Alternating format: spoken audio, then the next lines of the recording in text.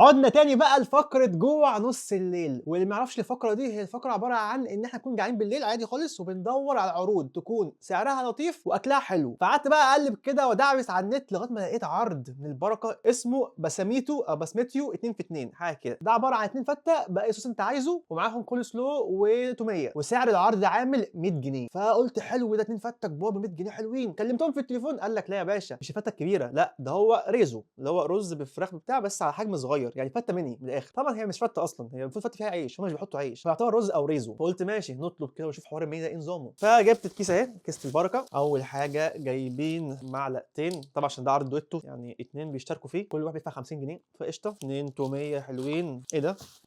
ده واحد تومية وواحد كول سلو، تومية وكول سلو، نفتح بقى نبُص بقى على حوار الميني دوّة. ده فعلًا جايبه في طبق ريزو، طب والله كويس مش ميني أوي يعني بُصّوا قد وشّي كده. أنا بقى جِبت واحد بصوص الشيدر وده أنا جربته قبل كده كان طعمه تحفة أوي، وجِبت بقى إيه الفتة اللي ما جربتهاش في فيديو طويل، كنت عامل كده فيديو عن البركة وناس كتير جدًا قالت لي: "أنت جِبت كل فتة ما عدا اللي هي سودا تشيلي؟" يعني الكل بيشكر فيها، أهو ده كده حجمها، طبعًا مقطعين الفراخ أصغر من العادي، نبدأ باللي أنا باحبها أوي دي. فتة بصوص الشيدر اهي ده كده شكلها عباره عن رز وقطع من الفراخ الاوريجينال او السبايسي طبعا جبت اوريجينال وعليها بقى جبنه من فوق بقى طبعا نقول بقى بسم الله وحان وقت التذوق نضرب بقى نشوف الكواليتي هي ولا قلت بسم الله. بصراحه نوع الشيز اللي هم بيستخدموه نوع حلو جدا والرز لطيف. بس انا ايه بقى باكل ومتضايق شويه ليه؟ لان ده طبق ب 50 جنيه عارفين بقى لما انا بقى عملت فيديو من 4 شهور كان طبق فته كبير ب 65 جنيه دلوقتي عامل 85 فانا قاعد دلوقتي باكل وبفتكر وزعلان بس لا الكواليتي زي ما هو حلو لطيف فراخهم حلوه بس المره دي حاسس انها ميزتها حبه بساط كده بس قشطه يعني مش وحش برضه شويه توميه كده حلوين توميه سوري ايه انا فاكر ان الكول سلو كان بتاعهم كويس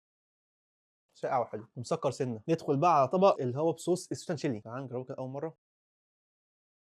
اوبا بصراحة جامد انا زمان ما كنتش باحبه الصراحه لان هو كان بيبقى سبايسي اكتر ما هو حلو لكن هنا لا هنا تحس السويتنس باين قوي ومظبط مع السبايس الاثنين لاقيين على بعض قوي يعني وبصراحه لاقي جدا مع الرز والفراخ كنت لسه هقول لكم الفراخ مش كتيره بس لاحظت ان في بعض الفراخ مدفونه تحت لازم تقلب عشان تلاقيها